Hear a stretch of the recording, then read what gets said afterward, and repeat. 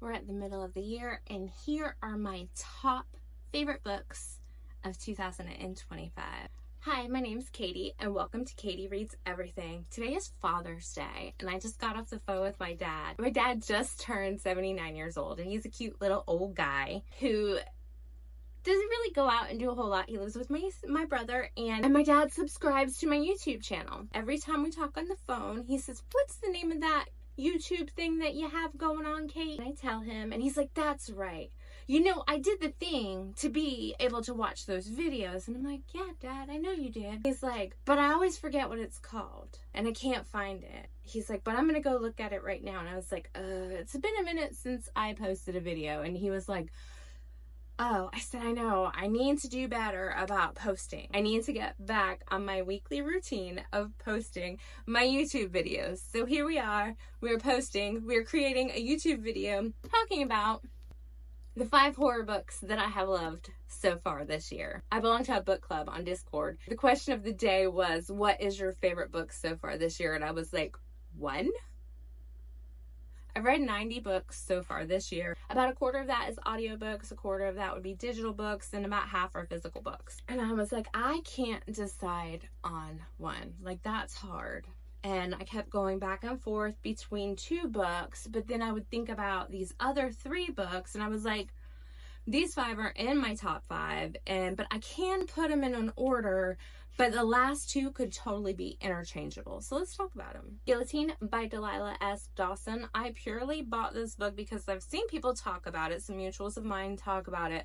But I bought this book because it is pink. This was my first Delilah S. Dawson book. I've heard other people talk about how great her horror novels are, and I was like, it's pink. It's pretty. And I know that's sometimes a lame excuse to buy a book, but it is why I bought this, and I am so glad I did because this book was great. Coming in at a little more than 200 pages, I read it in probably 2 days. It is the story of Eat the Rich, and female main character is very ambitious, and she is this strong woman who feels as though she can use other people to get to the place she wants to be in life. And sometimes, you know, you gotta do what you gotta do to put yourself in the right circumstances. Is it morally correct? Probably not, but in her situation, I think it was just fine.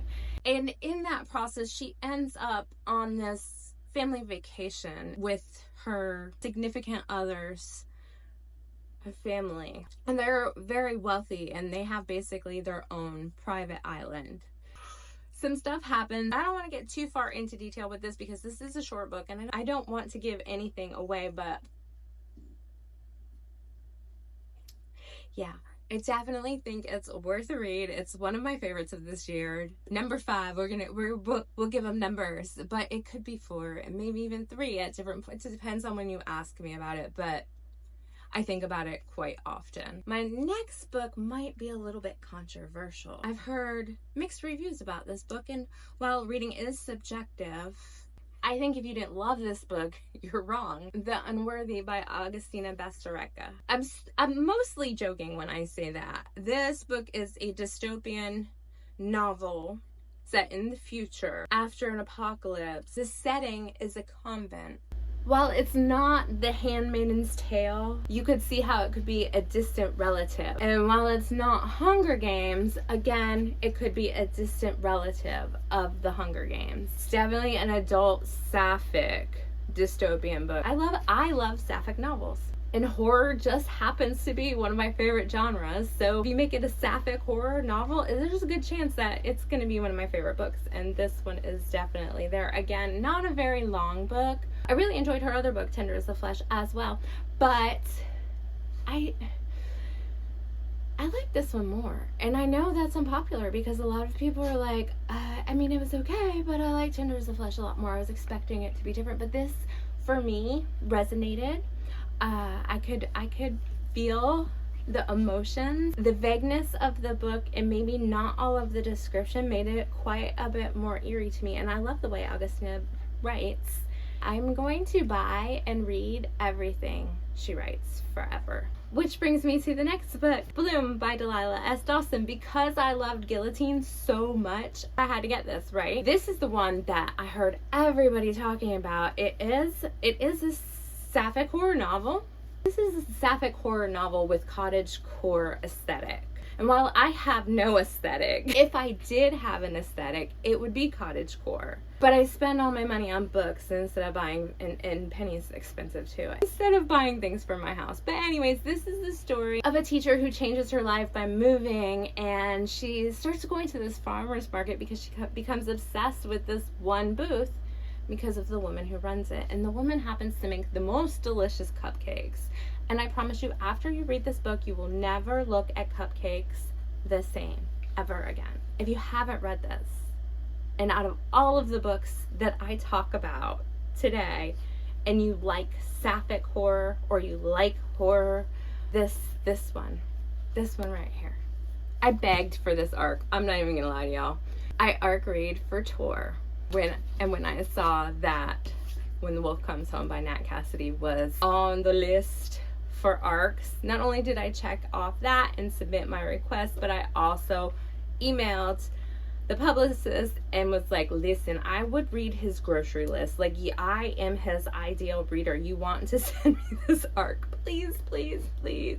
And it worked this time. That doesn't always work, by the way. But it did work this time, and I'm so glad that I got this book. It is everything. So if you have a little bit of daddy issues, which I do, hi dad, and it's not because of the dad who raised me. If you have a little bit of daddy issues, this is the book that you want to read. This is about a young woman who has daddy issues. She's struggling through the death of her father and coping with her feelings because they don't really have much of a relationship.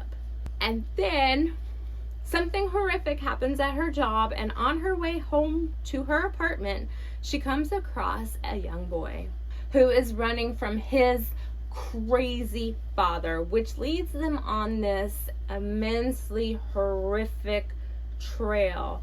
It is frightening, it is weird, it is unhinged. I loved every second of it. When I finished this, I was like, this is going to be a book that I will reread. So as soon as the book published and the audiobook came out, I had to get the audiobook, and I've already read it twice now. So I've read it once in physical format and the second time in audio format. Not promising that I won't read it again this year. It's fantastic. And that is what I struggled with, was, is this my number one book so far of 2025, or is this Witchcraft for Wayward Girls by Grady Hendrix? I've read just about everything in Grady Hendrix's catalog, and I like his books.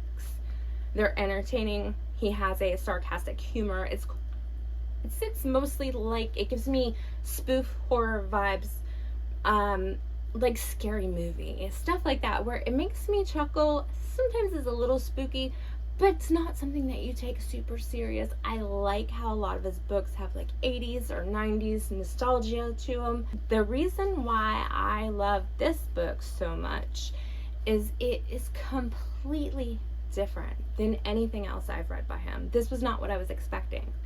I was expecting the voice from A Southern Woman's Guide to Slaying Vampires, or How to Sell a Haunted House, even My Best Friend's Exorcism. That was the voice I was expecting, which I love. This was something different, and I was impressed, and I loved it. I think that's why I keep coming back to this as my number one book, because it was so impressive and so different than everything else that I've read by him.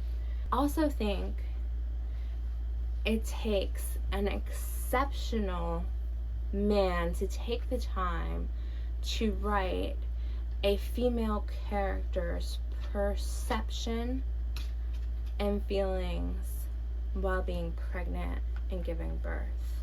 And he talks about in his afterword about all the research he did and who he spoke to and who he talked to and how many times he had his work checked to make sure that he wasn't portraying this wrongly. Like, he took his job seriously on portraying the female character, and I respect that and appreciate that. I wouldn't say what's supposed to be frightening in this book is frightening. I think the time of frame and life and the history behind this is frightening. The plot of the book. It's the plot of the book. It's the 1970s, and it's a home for unwed mothers. Families were disgraced if their teenage daughters had sex and got pregnant. So the girls were shipped off to homes because, God forbid, you ruin a boy's reputation. People would have hated me if I was a woman, an adult woman in the 70s. They would hate me. Okay, in the 60s, the 50s, the 40s, the 30s, the 20s.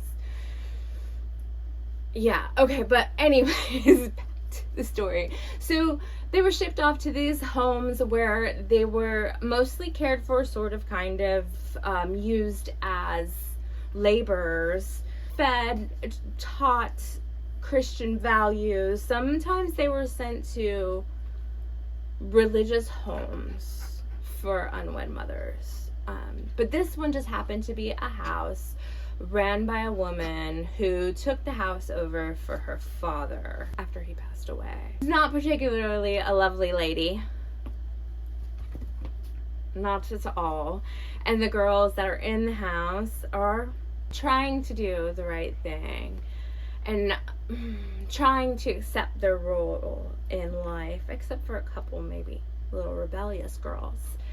And then up pops this library that comes once a week. I can't believe they let girls read books. Up pops this library every couple weeks, and the one woman who works in the library, she has a book for these girls that she thinks that they will like.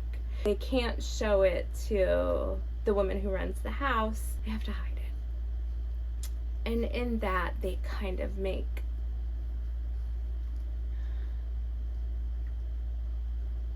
some things happen. Okay, I don't want to give away too much, but I think this book was great. It did lead me down a rabbit hole because this book takes place in Florida. I live in Florida. This book takes place over by St. Augustine. During that time frame, there was a lot of homes for unwed mothers and girls, really young girls. Sometimes it was consensual that got them pregnant, and then sometimes it was not. And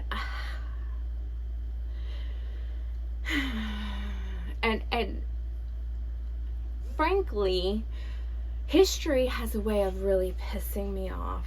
And knowing that the last house in the United States closed after I was born pisses me off even more, because, like, in my lifetime.